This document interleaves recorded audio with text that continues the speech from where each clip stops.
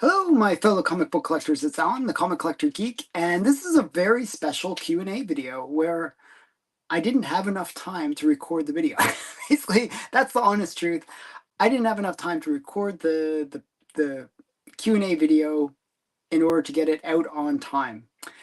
But I figured, hey, the show must go on. I got to do this show and answer your questions.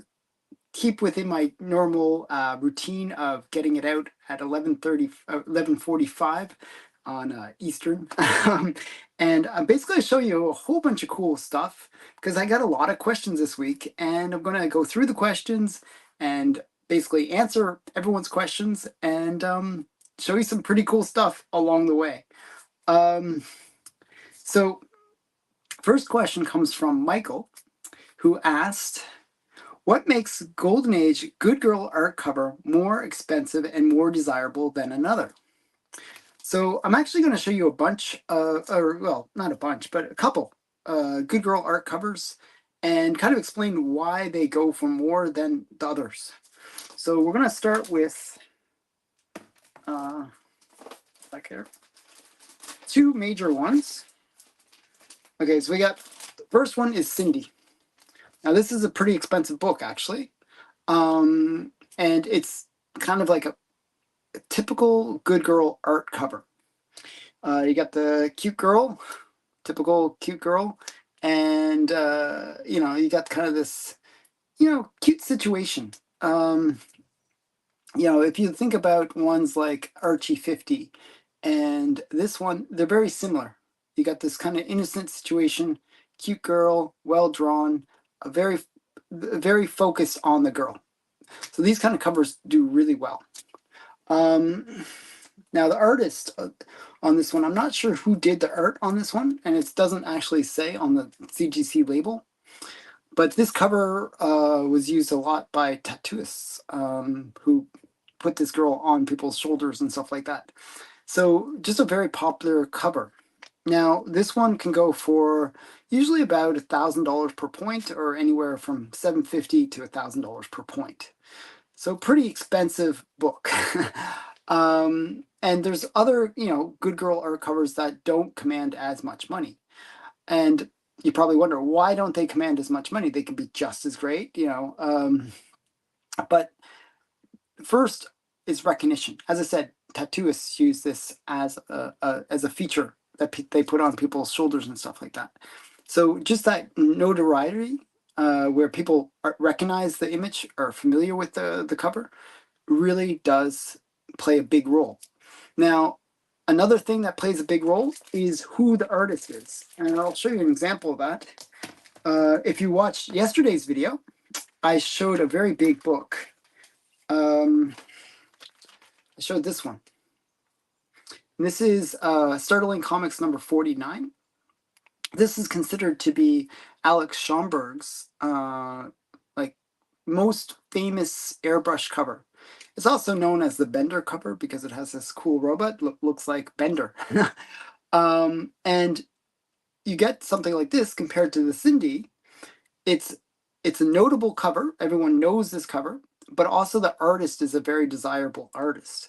So when looking at Good Girl art, that's a very important thing. And also the coolness factor. There's always going to be a coolness factor that plays a big role in determining value of a comic.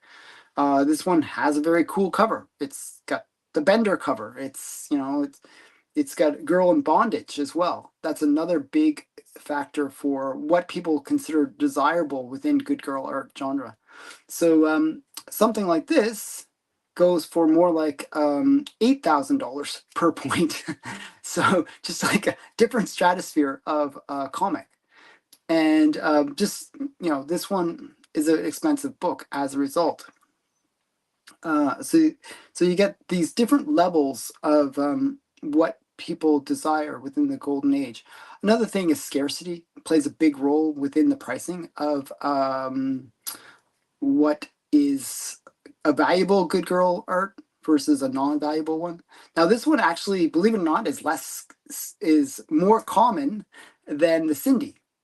So But this one is harder to get than the Cindy because most people, when they get a copy of this book, they do not let it go. It's one of those ones that people just don't sell very often. It's very hard to find somebody willing to sell their copy of Startling 49. So just a major book that is very desirable. And those are the kind of the big things. So you look at who the artist is, how the girl is rendered, and the coolness factor of the cover itself. And you look at the scarcity of the book and just the notoriety of the book. How well is it known by the comic community? Let me just get to people saying a little bit of shout outs here. I just put that as my background on my laptop after watching your video. Cool, thanks. I love that book. Yeah, me too. I'm a big fan of that book. And hi, Captain. So yeah, so that's that's the first question. There's what makes a good girl art more expensive or more desirable than another? Well, hopefully that answers the question, and hopefully you enjoyed seeing those books. The next question comes from Red Rock Shane. Have your kids picked out their favorite books? What kinds of insurance do you have on your collection? Have you tracked your best, highest value book in your collection year over year? Okay, so my kids, I actually asked them, hey, which comics do you like from the wall and the ones in my room? My son, being my son, he knows the books. He actually, it's really disturbing actually because my son, he's like 14 now. But since he's been like really young, he's known what the values of the books are. And sometimes he says those values to my mother, to my wife, and so he's like, "Oh, really?" So yeah, so not doesn't always go over that well. But he picked my More Fun Comics number 55, which is the first appearance of Dr. Fate. That's the one he chose. Now my daughter isn't quite as savvy as my son, so she picked the Fantastic Four number 72, which is up there. Because she just thought it was a cool cover. She thought, oh, it looks like a superhero cover. She thought it was a cool cover. That's one of the cheapest books behind me. but so that's shows you the different levels of my children. My son's pretty savvy. He gets the values, and my daughter, she just goes by what she thinks could be a valuable book. So yeah, that's what's going on there. Yeah, in terms of this book, you're asking, will I get it slabbed? I'm going to get this slabbed. I'm trying to find actually a coverless copy of this book because this one is missing the centerfold. And if I can get just the centerfold, and marry the two, I'll probably get it graded and try to see if I can get like either a green label. I think it's going to grade out at a 3.5. Just based on the condition of the book. It's actually really stunning. No really major flaws. It could grade even higher than that, but it is incomplete. So it's one of those things where I'd like to kind of make it a complete book.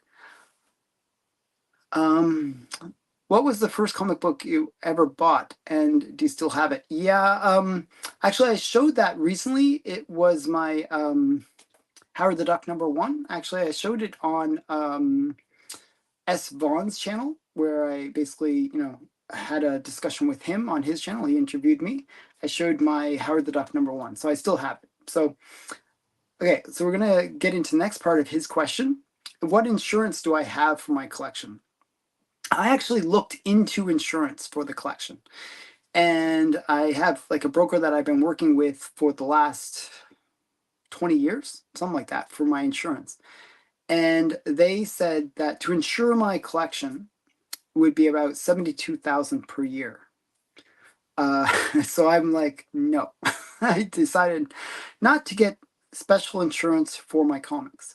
However, what I currently do have for my comics is a general house insurance that they will cover the costs of the comics if anything should happen to them. But they won't necessarily give, like, if one of my valuable comics gets destroyed, then I'm more or less tough out of luck. So it's not the greatest insurance policy. that's kind of where I am with insurance. I don't really know what to recommend because from what I can see, there are no real good options for people who have valuable collections for insurance, unless you're willing to pay for it and pay a lot. Um, Next question was, have you tracked your best comic book? Okay, so I brought my most expensive comic is actually this one. Now, the only way you can track year over year your comic books is to look at something like a Go Collect, or something where they're tracking sales. And what I do is, just out of curiosity, every so often I will check my best books to see how well they're performing and what the last sale was. Or I do a lot of every Sunday I do my top Golden Age comics of the week, the hottest sales, and I actually track this book, for example. Now, this book doesn't sell that often. It is a fairly scarce book. I think there's about 100 on the census, or a little bit less. And the most like distant sale was 2014. That's on the census that they tracked, and it sold for $11,000 at that time in 2014. In 2017, around the Wonder Woman movie, it had a sale of 31,500 in this grade. And then in 2023, the price actually dipped, it went down, and it sold for 27,000. So this book probably is in that 25,000 range, I would say. So yeah, so not too bad. I paid around 14,000 for it, so I'm, still doing well. But yeah, it's one of those books that I'm happy to have in my collection, and it's one that seems to be performing so-so. It's one of those things where sometimes even with the Golden Age books, the prices can get impacted by a bad movie. The last Wonder Woman movie didn't really perform that well, and the books were impacted by it. What is the first comic book you ever bought? Okay, yeah. Okay, so sorry. Hey, nostalgic podcast. Pod blast, I should say. How are you doing? Okay, so next question comes from Johnny Two Chip Comics. What criteria do you look for when deciding what vintage book to collect? And he noticed that I have a variety of books in my collection and a variety of grades. So for me, the biggest things that I go for are coolness factor, and I love first appearances. I'm a big first appearance kind of collector. So often what I'll do is based on my interests. So like if I like a TV show or a movie, I will try to find out where those characters made their first appearances. And if those characters made their first appearances in the Golden Age, I'll try to find if I can get those first appearances. For example, I was watching it was like Justice League or Young Justice League or something like that, and they had like the character Vigilante, and Vigilante made his first appearance in the Golden Age. So I, managed to find his first appearance, got his first appearance. Um, I do that a lot of the time where I try to find those key first appearances. But also I go for cool books. So things that I think are just really classic covers.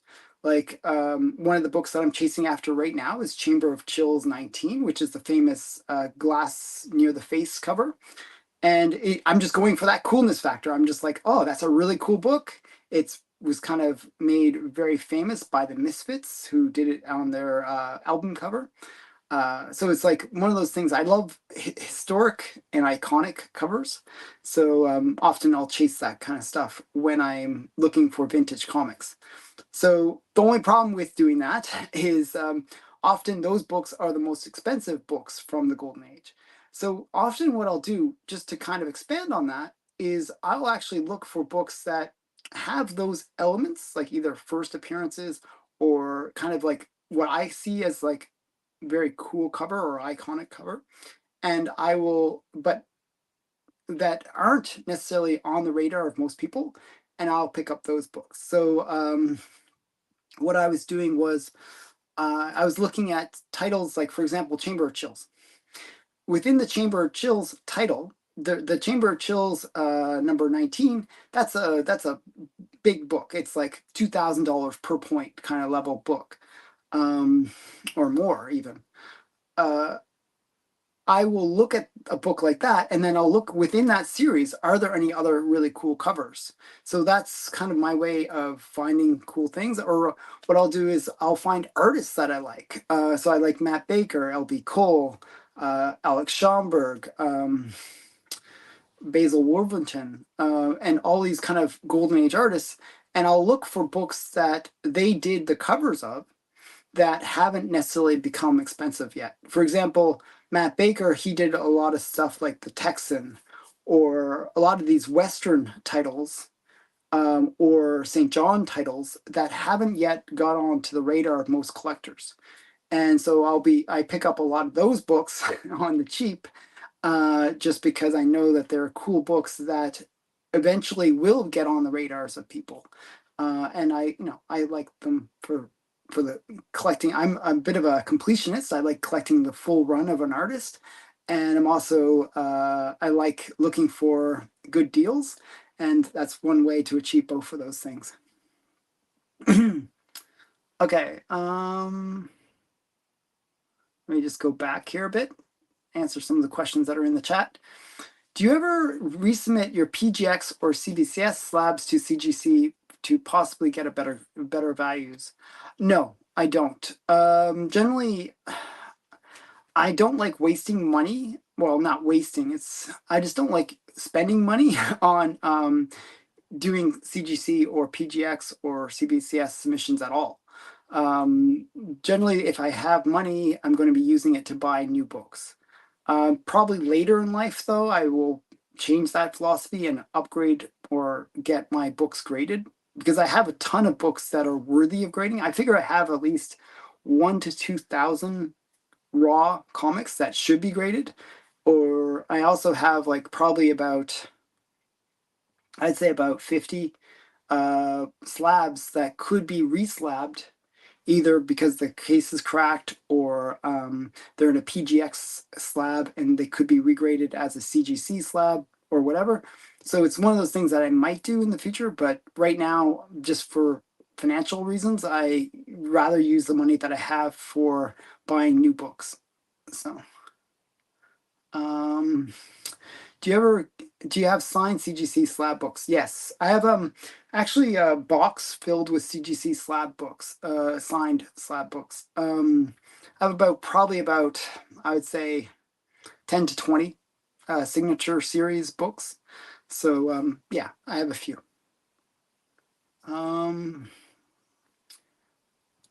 I missed out showing those books. Okay, shucks. I missed out on him showing those books. Loved Richie Rich, and yeah. So yeah, you probably missed out on me showing this one. So I have it right in front of me. So that's a good book. Let me just see here. Do you find that collecting Golden Age comics takes a lot of speculation and a lot of, I'm not sure what that word is. Dollar collector, to go through, I think, I'm not sure what what word you're trying to say there. Go through when deciding on a purchase. So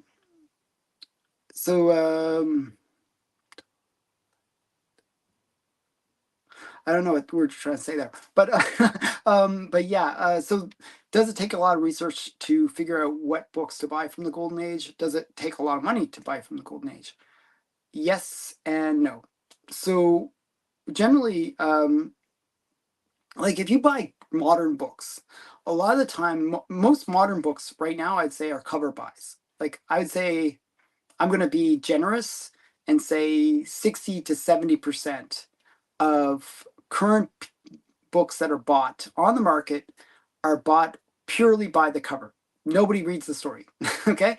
And I really, that's me being generous. It's probably actually higher than that, the percentage of people buying modern books based on the cover. But what do they do when they decide which cover to buy? Well, they look at some basic things. They look at who's the artist that did that cover. Is it J. Scott Campbell? Is it Adam Hughes? Is it Peach Momoko? Is it some famous notable artist? Is it Arthur Adams? Okay, those artists will have their fan base, and people will buy their covers just based on the fact that it's them that did it. Um, well, the same applies to the Golden Age. People will buy covers based on who the artist is and by how well they did that cover. There's Matt Baker covers and there's Matt Baker covers. What I mean by that is there's some Matt Baker covers that can go for tens of thousands of dollars, and there's other Matt Baker covers that go for hundreds of dollars. And you can, if you have some aesthetic sense, you can just look at the two covers and say, okay, this one's better than this one. And generally that's what happens with the Golden Age. The big thing is you got to take that knowledge of just saying, hey, I like this cover better than this cover, or this is a good artist to collect, and then pair it with something where you just, do a bit of quick research, like on Go Collect, or some kind of like a site where they can give you past sales history and look at how that book has performed over the years and get a kind of a sense of how it will potentially perform in the future.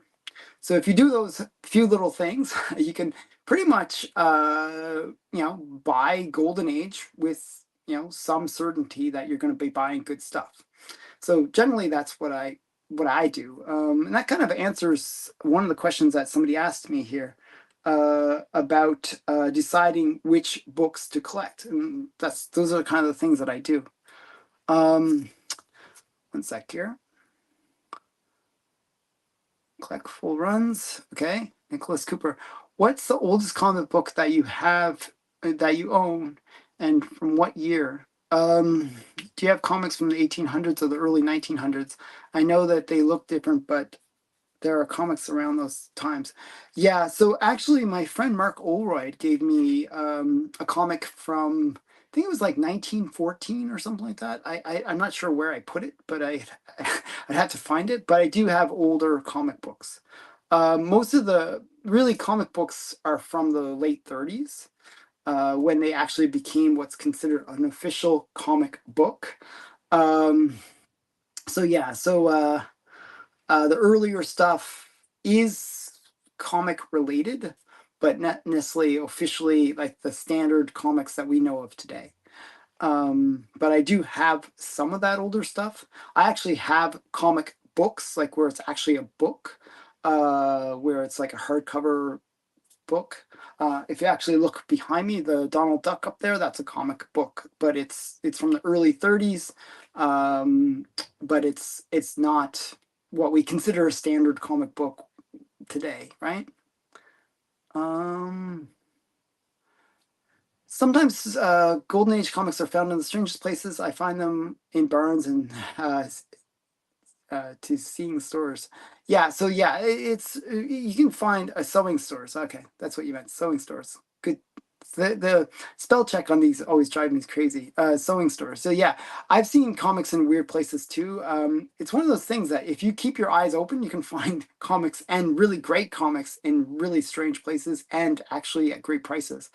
The one that does a really good job of that is Alex the Comic Hoarder. He has found some amazing comics and at great prices.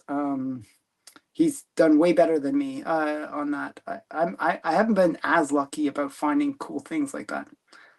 Do you like Ed Bean's art? I'm not familiar with that artist, to tell you the truth. So sorry, yeah, I don't know. Ratios play a part in the cover buys too. When one hits the top 10, I can usually find another cover that is close by the same artist that isn't a ratio for way cheaper. Yes. So one of the things that always plays a role in any comic book related value is going to be scarcity. A comic that has like X-Men 1 like from the 90s, it's a cool book, actually. It's a pretty cool book.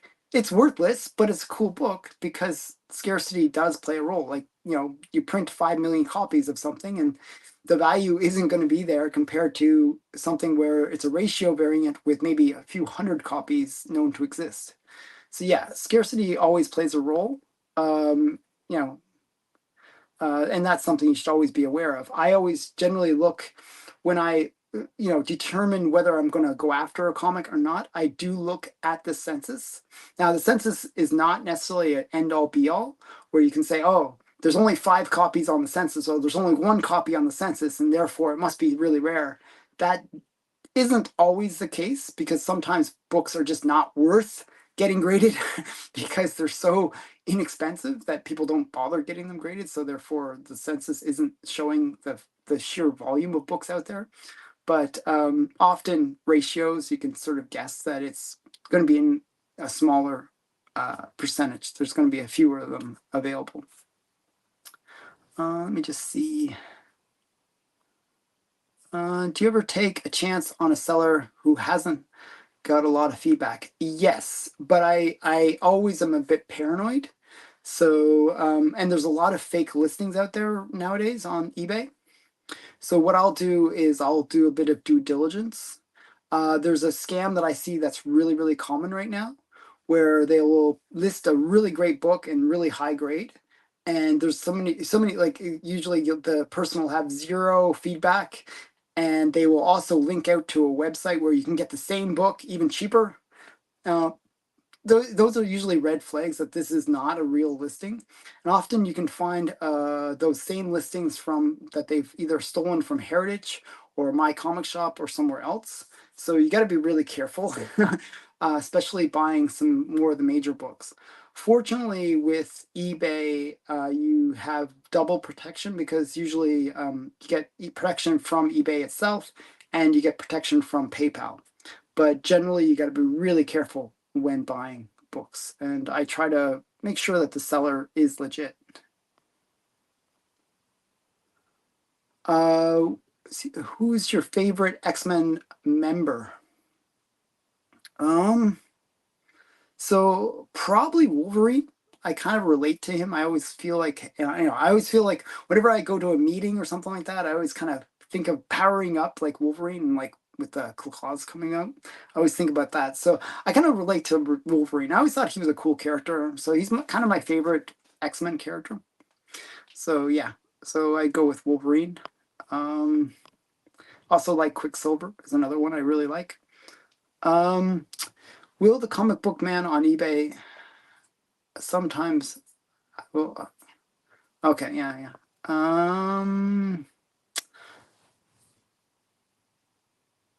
Yeah, I don't grade them either, yet the census is not 100%. Yeah.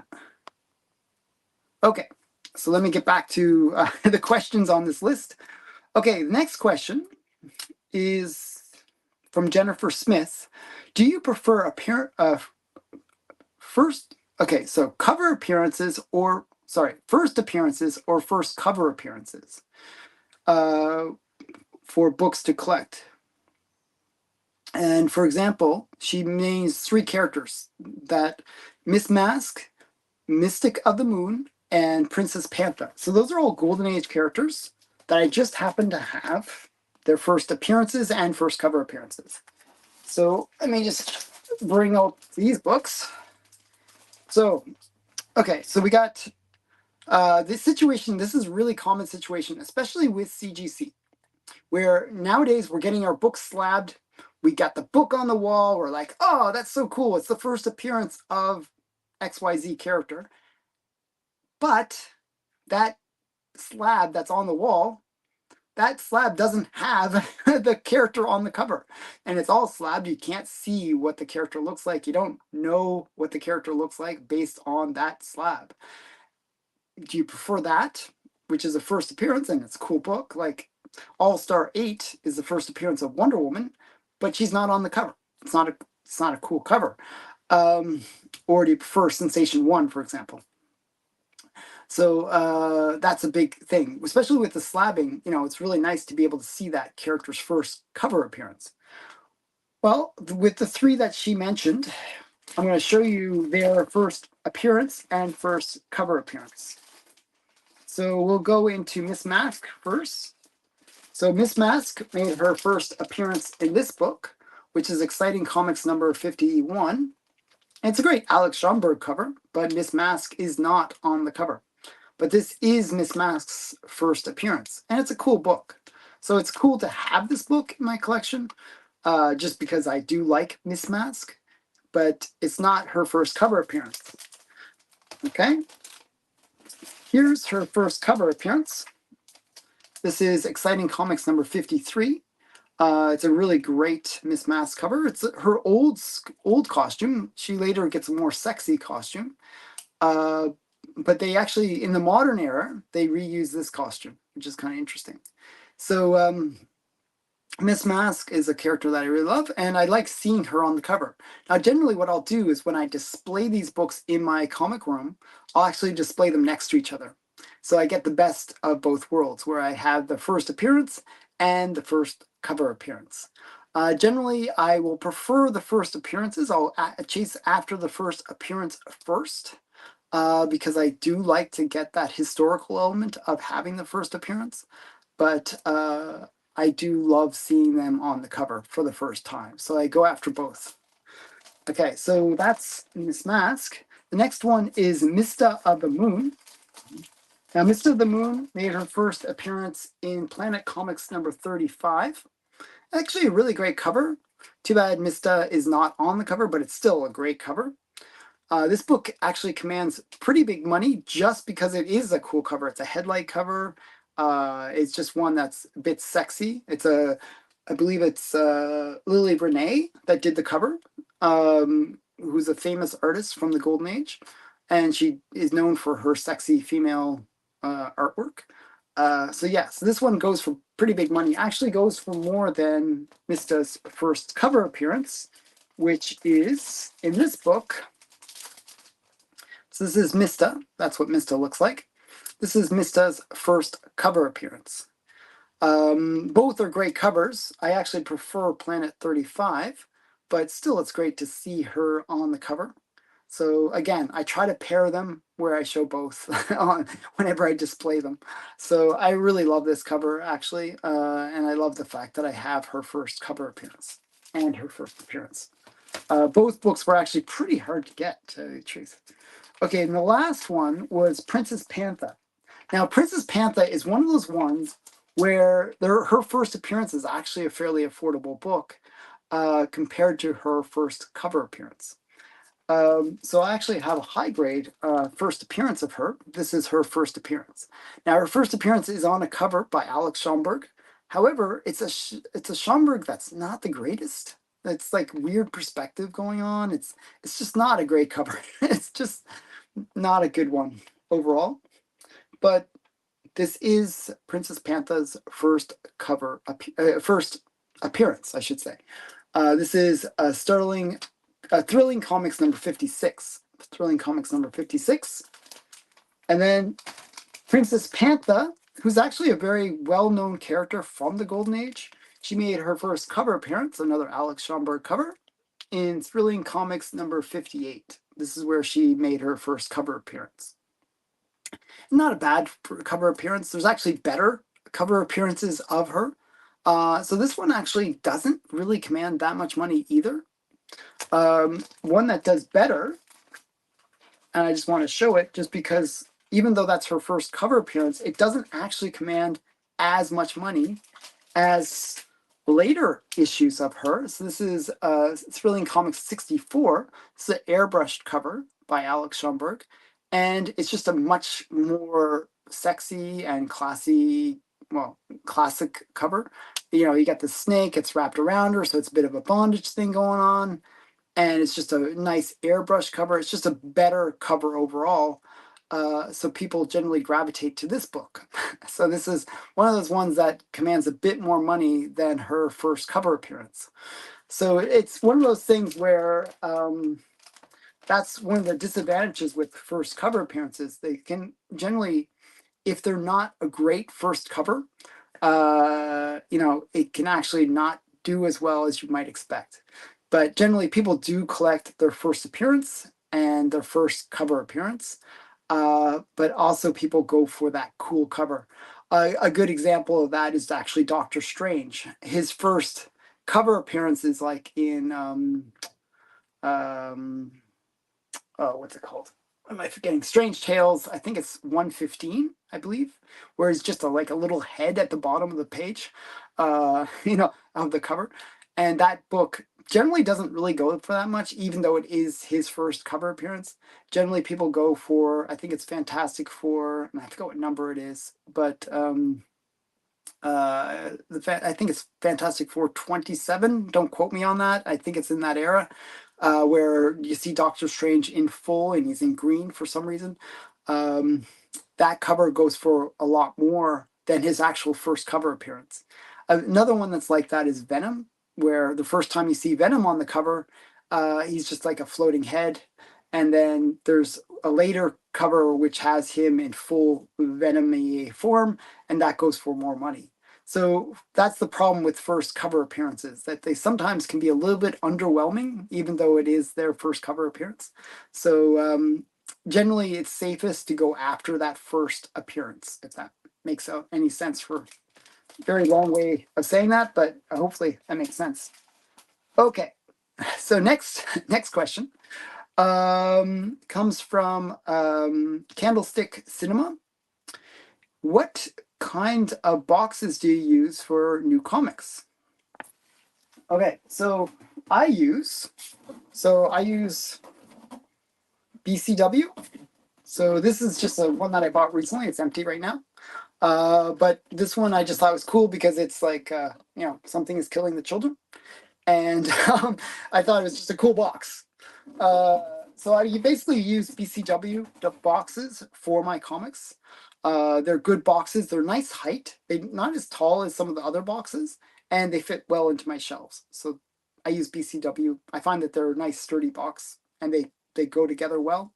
So I generally like BCW. So that's the answer to that. Is it okay to stack CGC cases on top of each other? Will they break? So when you stack, like right now, I just was showing a bunch of CGC slabs, right? And I just basically put them all down right on top of each other. You can stack CGC slabs on top of each other, but don't go too high with it because the weight will make the cases crack. Now, generally, the newer cases are pretty durable, and you'll find that they will not crack as easily. But the older slabs, if you find like an older CGC slab, like give you an example just quickly. This is a CBS. Maybe this is not a good example, but I'm not sure. Like here's a CBCS slab, and like something with the older slabs. Actually, this is an older slab. Here, this is an older CGC slab. It's quite thin, and they're like I feel like there's a bit of flexibility, like flexing in the actual center of the book. So generally what will end up happening is if you stack a whole bunch of books on top of this one, even like 10 books on top of this one, it will crack. It will kind of push it down. It will actually, it'll flex down and actually hurt the comic or hurt the book. So you gotta be a little bit careful. Generally what I'll do is any ones like this, I don't stack things on top of it. I'll put it in like in between where I don't actually stack on it. Or I'll stack it on the top of a group of CGC slabs. So generally you gotta be a little careful with the older slabs. The newer slabs are pretty sturdy for the most part. You don't have to worry about that. Okay, next question comes from my good friend Steve Gentner. He asked about the congressional hearings on comic books in the 1950s. Did any of the comic packager companies get in trouble by name? So just a quick history lesson here. After The Seduction of the Innocent, which is a famous book that was written in the 1950s, 1954, came out, there was a huge backlash against comics. And it resulted in Kay Pfeffer having a Senate hearing about comics. and which led to quickly this is like within 2-3 months, like a timeline. You have the book coming out from Seduction and Innocent, you have the Senate hearings, and then you have the Comic Code Authority. It was just a boom, boom, boom, within a very short time span. And during those Senate hearings, what they did was they created these huge photographs of the comics themselves to showcase how disturbing the covers are, and really showcase the potential detrimental effect comics had on society in general. And mainly they were focused on juvenile delinquency. So when they did that, they didn't focus on who actually was producing the artwork. They didn't say, oh, it was this comic book packager, Iger House, or whatever comic packager it was. They just focused on who was the owner of that comic book. Was it EC Comics? Was it Nador? Was it Fox? Was it those companies that they focus on? Because their name is the book that's on the book, I should say. Their name is the one that's on the book. The packagers are the ones that produce the artwork. So it's basically like a third party company that would basically be hired. Like you could hire a group of artists, which like Iger House, to produce the artwork for those covers, for those comics in general. They kind of went under the radar. Nobody cared about them.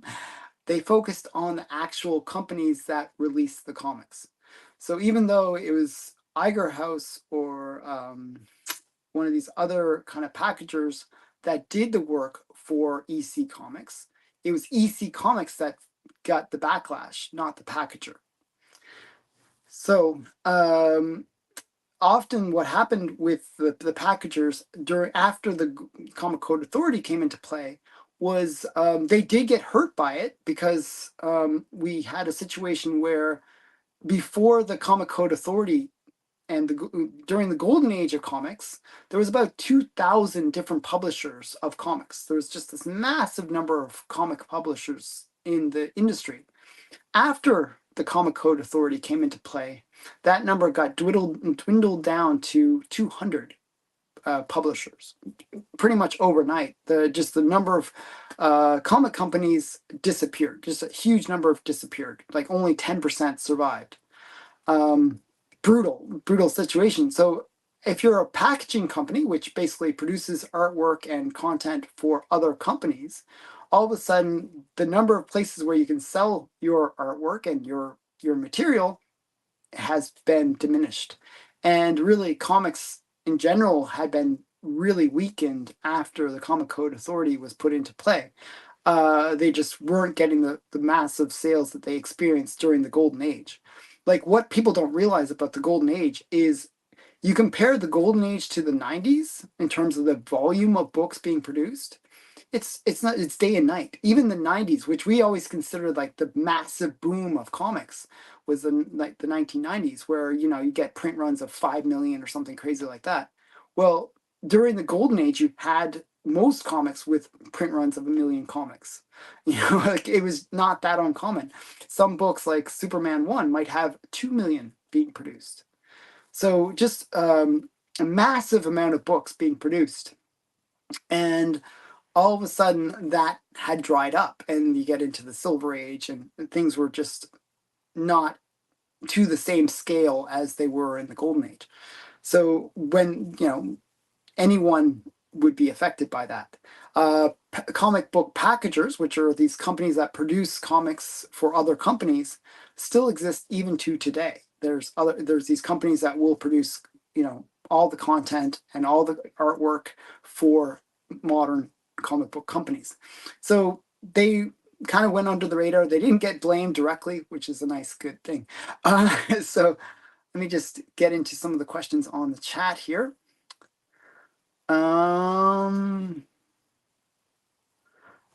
What is your job profession or skill set for your job? So my background is actually, I'm a web marketing specialist.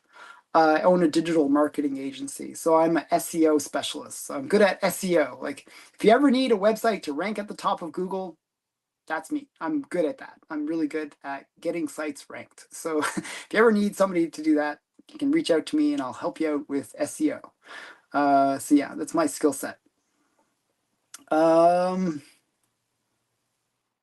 Last month I bought Detective Comics 26. Wow, that's a great book. First mention of Batman, and it is graded at 4.5. Very nice, Lyle. That's a pretty awesome book.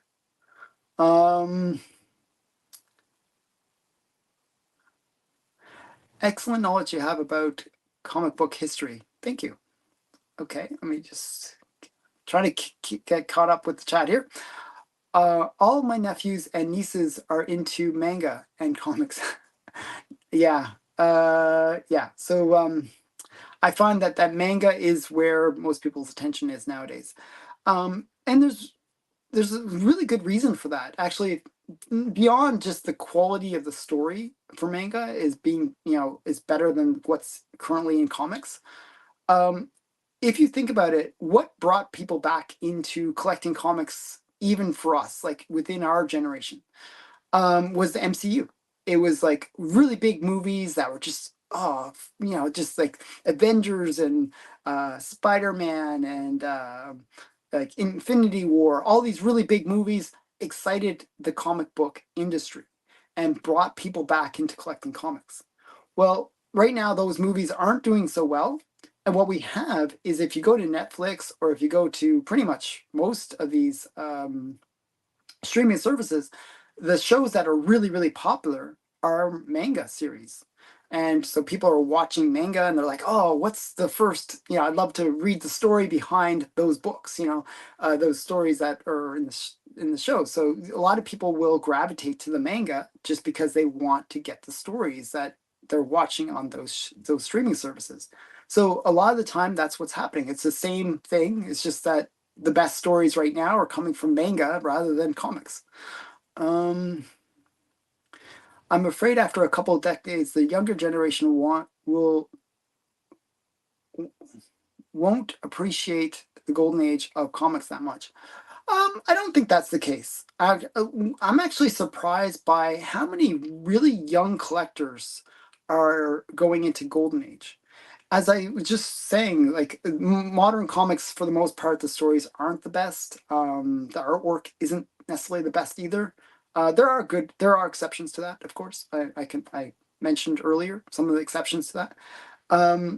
But what I found is, when people are generally interested in comics, but not getting the quality of comics that they want in the modern era, they look to the previous eras for comics.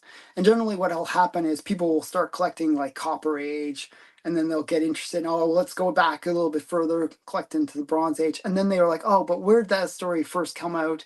And maybe they go into the Silver Age, and then they go, oh, wait, there's actually a different age, there's Golden Age, and they learn about the Wild West of the Golden Age, and they get excited by it. So I feel like it's like almost like comics are kind of like a drug.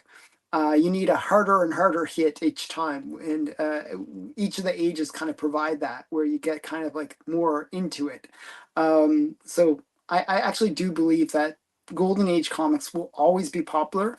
The great thing about Golden Age comics is they're scarce. So even if only a handful of people ever get interested in them, there will be always that demand that will be relatively comparable to the supply that's available of those books. Do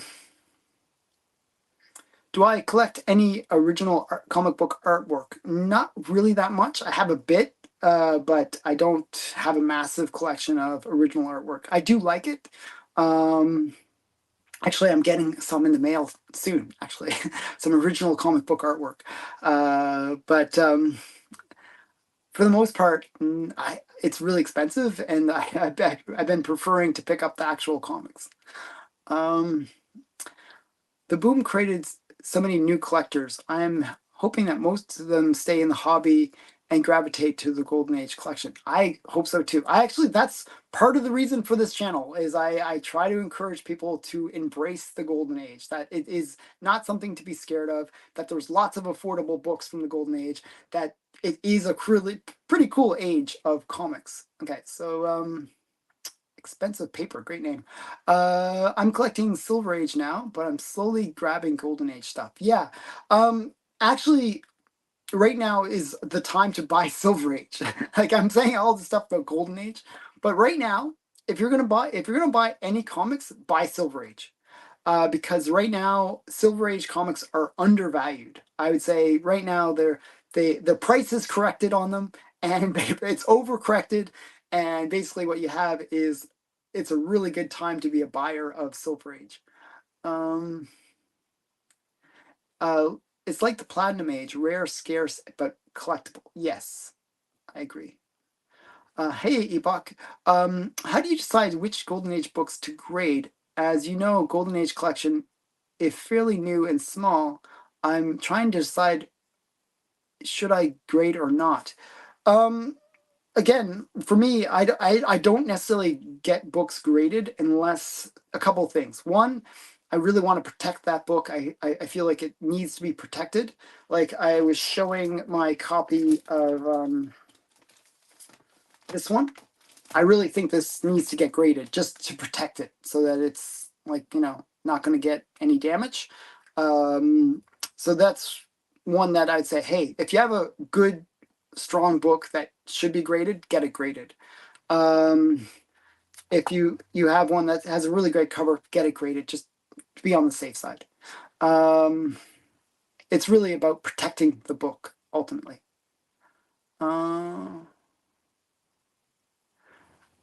Everyone is after that and go a Bronze Age horror. Right now, Bronze Age horror is kind of getting its little bit of a heyday.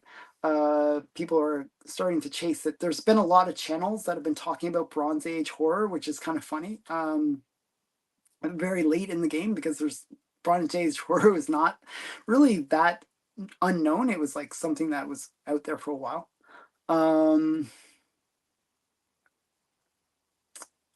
Yeah. What are your favorite storyline in comic books? So there's a bunch of them. I think I did a Q&A about that before. Generally, I really liked the 90s Batman runs, like the Dark Knight Returns kind of, or like where he's, where at the thing where Bane breaks his back, and I kind of enjoyed that whole little run. There's a bunch of storylines that I really get into. But been I've been doing the following lately. I've been going into the Silver Age mainly, and basically reading like runs of books from like for example, like Fantastic Four. I'll read 1 through 10 or 1 through 30 or something like that. I've been doing that a lot more lately, where I've been just reading like a series of books. Like a few months ago, I read like the Ultimate Fantastic Four. That was not a bad little run. I think it was like 60 books or something like that. So there's like or 30 book. It's like I think it was like 60 books actually. I'm not sure how many it was. It was like a bunch of books. So I'll do that. I'll kind of binge read. I kind of do the Netflix thing for comic book reading, where I just read like a series, like just randomly and pick it up. The one that I read most recently was actually what's it called? Some Blade Runner, not Blade Runner. What's it called? I'm blanking on the name. The one where it's like they only have a certain length of time to live. I'm totally forgetting the name of it. Wow, why do I forget names of things? Okay, Batman Nightfall was nice. Yes, it was Nightfall. That was the one I was trying to remember. Okay. Okay, let me just get back into the questions that people ask me. Captain Beyond wrote, is that Wonder Woman #1 the highest grade for CGC? So I was showing in a previous video, let me see if I can find it, this book. So, oh, Logan's Run. Thank you. Logan's Run. Thank you.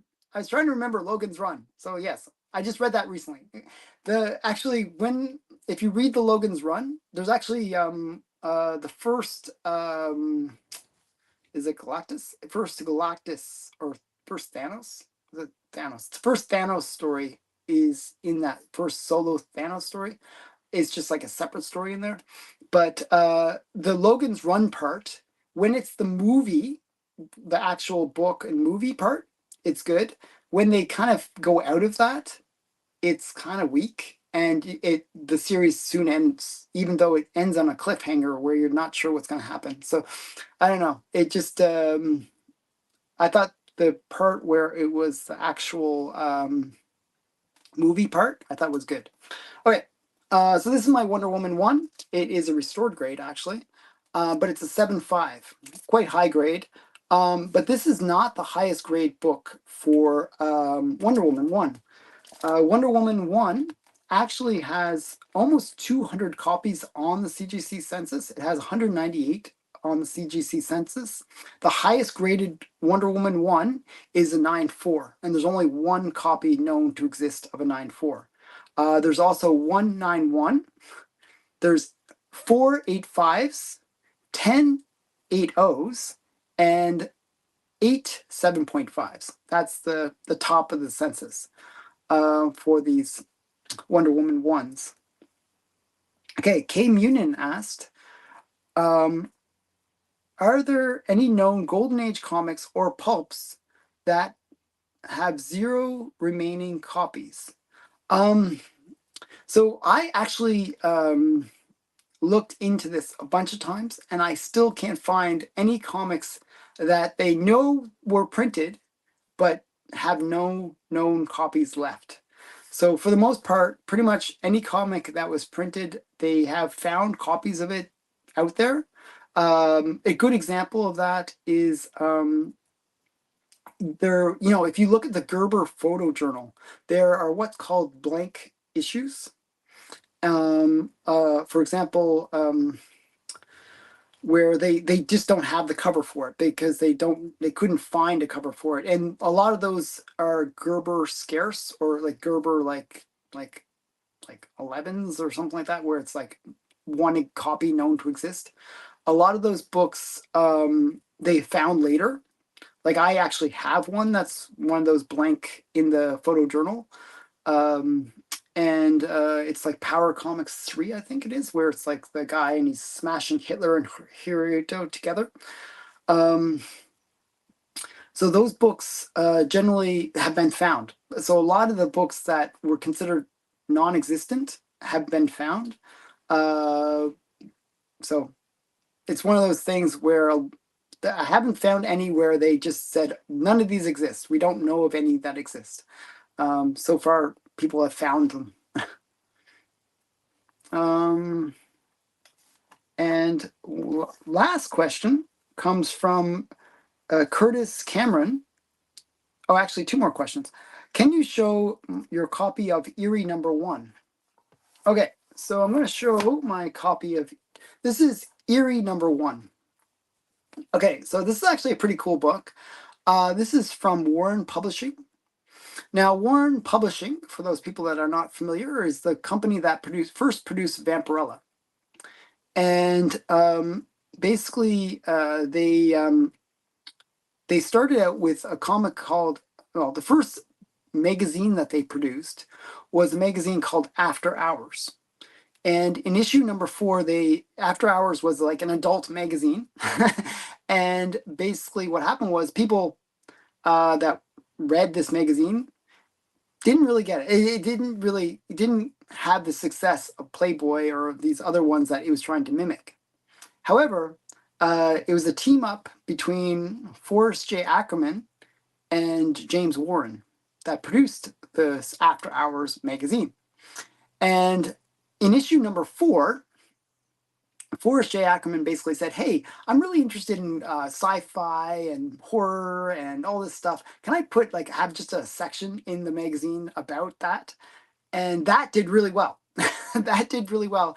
So well that issue number 4 of After Hours had a huge, was like in huge demand. And James Warren and Forrest J. Ackerman decided, hey, we're maybe not so good at this adult magazine stuff, the naughty book stuff.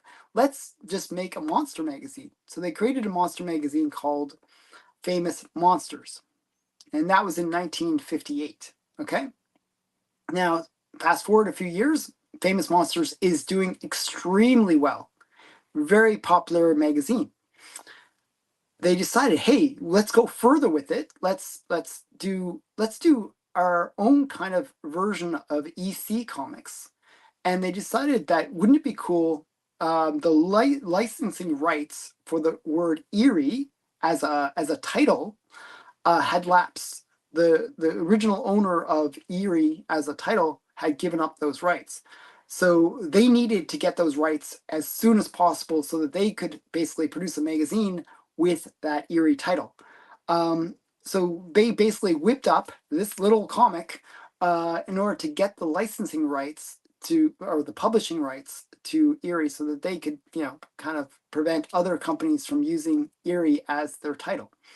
So they produced this very little, almost like a pamphlet comic called Eerie #1. And there's like only a few hundred copies of this known to exist. There's actually several fake versions of this where you can tell like the staples will be blue. It's kind of a weird thing, but those will be the fake ones. This is the original, and this was their way of getting the rights to the name Eerie. So, and then they later produced another series called Creepy, and then they produced another series called Vampirella, and then they produced another series called 1984, and the rest is history, where they kind of expanded out into a whole bunch of titles. And Warren Publishing became very popular all the way up until the early 80s, where all of a sudden one day James Warren said, hey, no more, I'm closing the company. He just closed it down one day, and nobody really knows why. So it's one of those things. Okay, let me get back into the questions on the chat, and then I'll get to the very last question.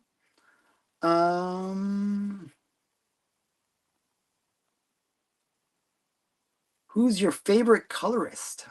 I don't really know colorists that well, to tell you the truth. So I would say, just because it's a funny one, I would say L.B. Cole. L.B. Cole colored his own artwork, and he used these really crazy colors. And I just think it's cool that he did those crazy colors. But I don't really remember the colorists. I remember the inkers and the different the different artists, the cover artists, but not really the colorists. Okay, let me just. Okay.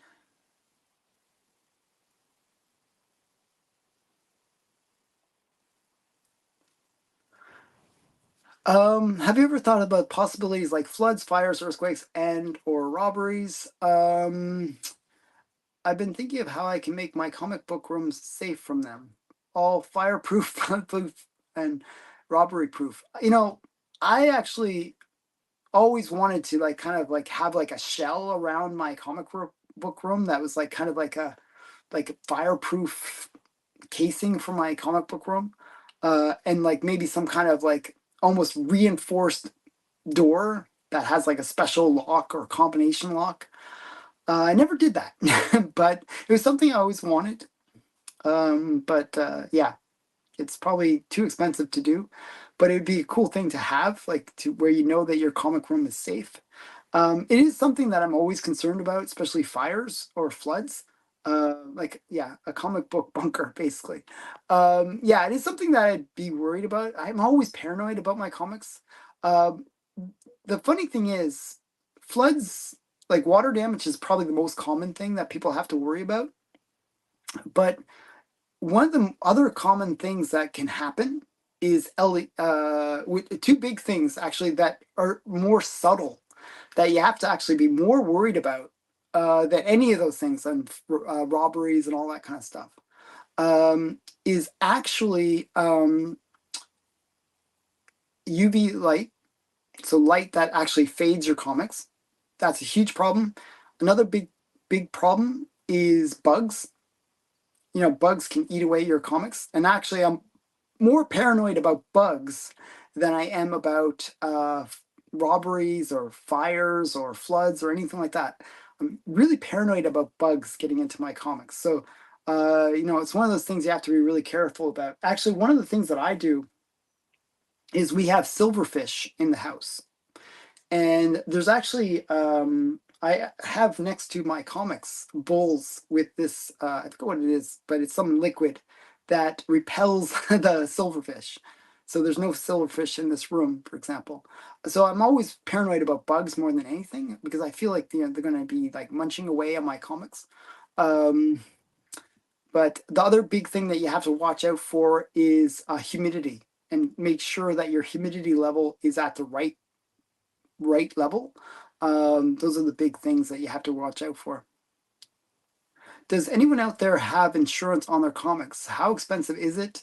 And if you do, what companies? Are there someone out there that used to advertise on the old comics buyer's guide?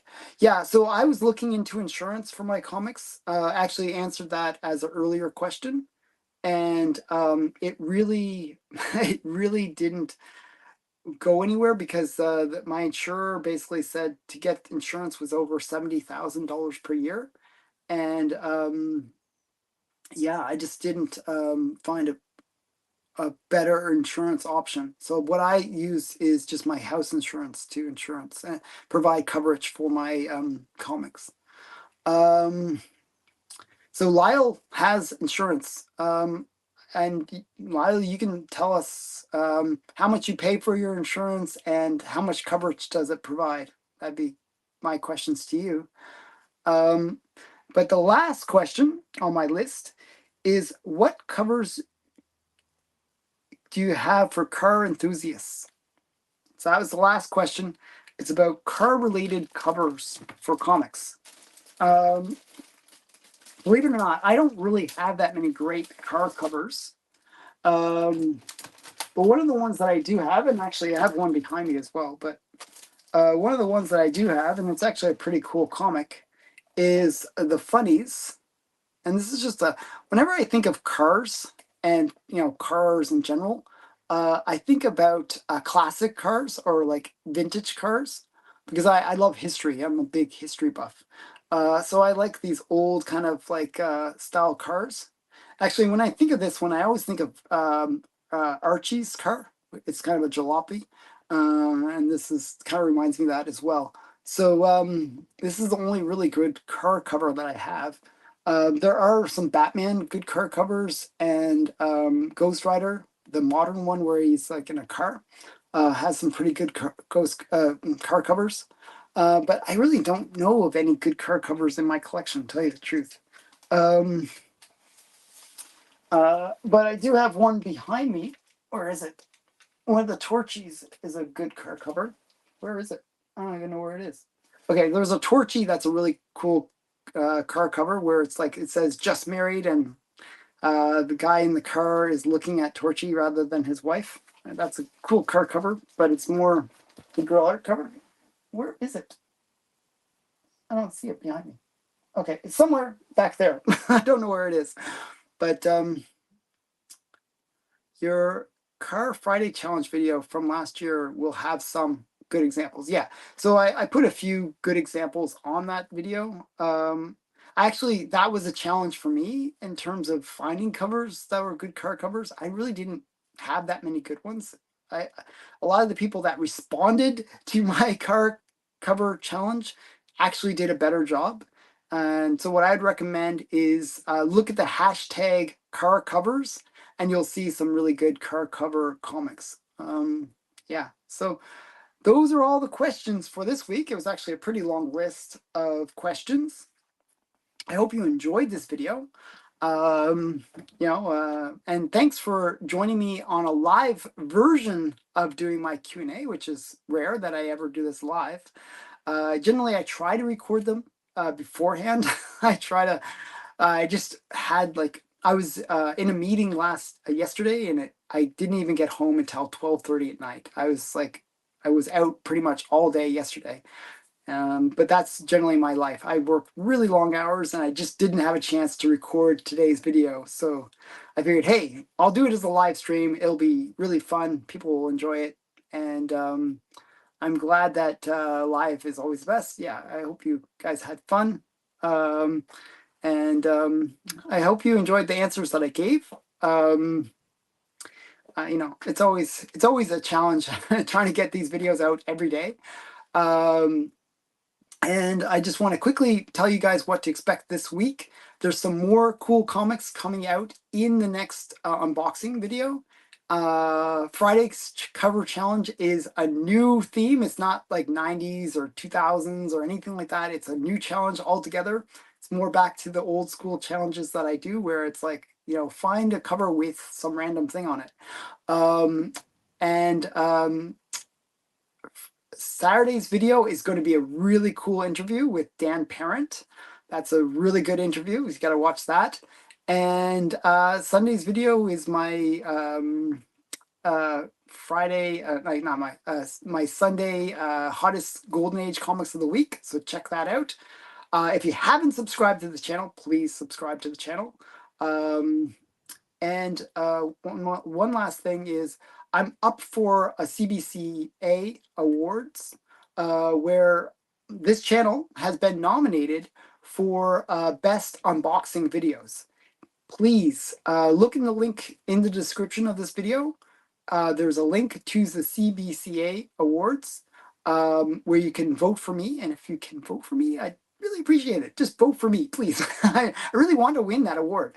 I think it'd be really cool. And I hope people can help me out on that. I have some pretty big news happening later in this month that I will be doing another live stream. So look forward to that.